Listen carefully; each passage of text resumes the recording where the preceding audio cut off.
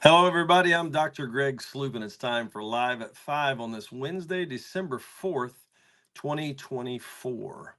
Hope your day is going great. We are continuing our journey in the Old Testament, looking at well known stories and passages. Today, we're up to Numbers chapter 33, verse 1. A little bit of a long passage, but it's a neat one, I think, because it kind of helps sum up the time from Exodus up through Numbers 33. It's called Israel's Journey from Egypt Revisited or Reviewed. Chapter 33, starting in verse 1 of Numbers, says, "These are the journeys of the children of Israel who went out of the land of Egypt by their armies under the hand of Moses and Aaron." Now, Moses wrote down the starting points of their journeys at the command of the Lord, and these are their journeys according to their starting points. Real good record here. God told Moses to keep a record of when and where and all the places they went. Verse 3, they departed from Ramesses. You remember that's the region that they lived in Egypt. In the first month, on the 15th day of the first month, on the day after the Passover, the children of Israel went out with boldness in the sight of all the Egyptians. For the Egyptians were burying all their firstborn, whom the Lord had killed among them. Also on their gods, the Lord had executed judgments. So he's recalling how the Exodus began.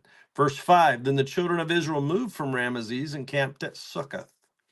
They departed from Succoth and camped at Etham, which is on the edge of the wilderness. They moved from Etham and turned back to Pi Hahiroth, which is east of Baal Zephon, and they camped near Migdol. They departed from before Hahiroth and passed through the midst of the sea into the wilderness. Went 3 days' journey in the wilderness of Etham and camped at Marah.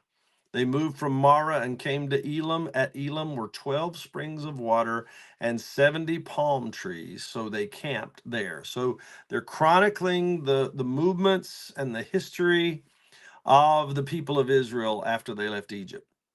They moved from Elam and camped by the Red Sea.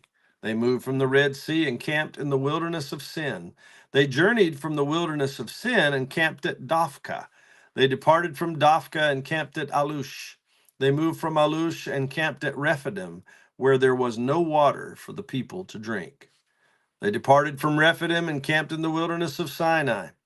They moved from the wilderness of Sinai and camped at Kibroth Hattaavah, or the graves of craving. They departed from Kibroth Hattaavah and camped at Hazeroth.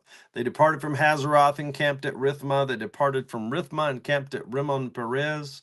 They departed from Rimmon Perez and camped at Libnah. They moved from Libnah and camped at Rissah. They journeyed from Rissah and camped at Kehelatha. Kehelatha.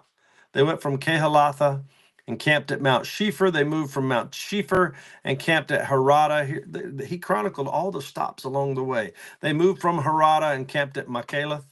They moved from Makalath and camped at Tahath. They departed from Tahath and camped at Terah. They moved from Terah and camped at Mithkah. And they went from Mithkah and camped at Hashmona. They departed from Hashmona. On and on it goes. They went from Hashmona to Mazeroth, to Bene Jaakan, to Hor Haggidgad, to Jotbethah, and Abrona, and Ezion Geber, and the wilderness of Zin, which is Kadesh, and Mount Hor on the border or the boundary of the land of Edom. So they talked about all the places they went.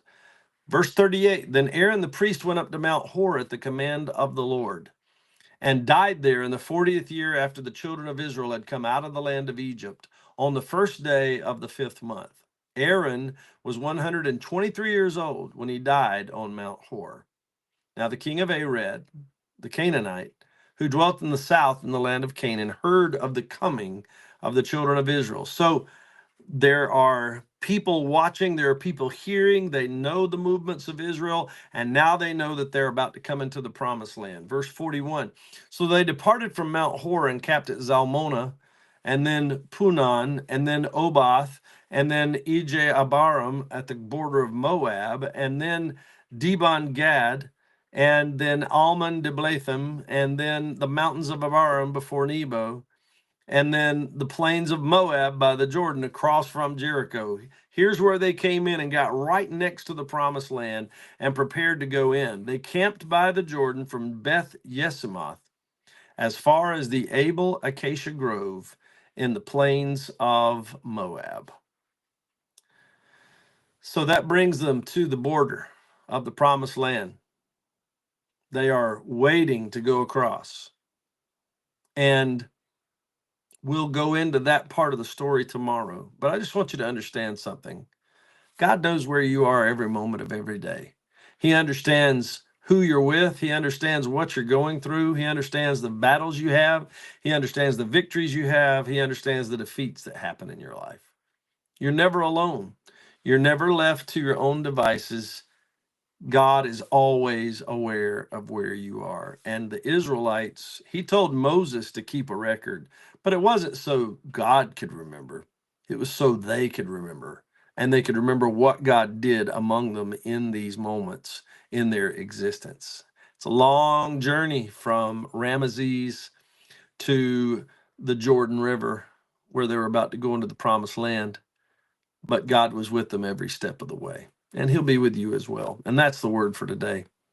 Good to see several of you with us here. I see Alex. I also see Kathleen Pallas, and there are others. I know that their names aren't showing up, but thank you for being with us. I hope you're blessed by this each and every day, because it blesses us to bring it to you each and every day. Spend some time with God every day in the Word of God and prayer. It's the best thing you'll do all day, and it can change the atmosphere, change the complexion of your day if you start it with the Lord. Please know we're praying for you, and I look forward to seeing each of you again tomorrow, live at 5.